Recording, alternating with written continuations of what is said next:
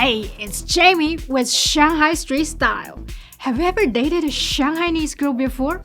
If so, you must have somehow experienced one trait of Shanghainese girls called 做. 做 originally means to do or to make something. But in Shanghai, it could also mean a little bit high maintenance, a little bit spoiled. You know, people always say 上海女生很作,很作. It means Shanghai girls are kind of high maintenance. They would just look for something to be mad about or just slightly provoke some drama. Is it a good thing? I guess it depends on whether you're a cat person or not. Do you enjoy watching a beautiful creature unapologetically knock over all of your stuff on the table, but in an elegant way? If so, then maybe Shanghainese girls are your type.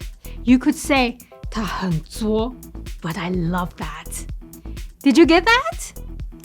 Okay, don't forget to like and subscribe. See you next time!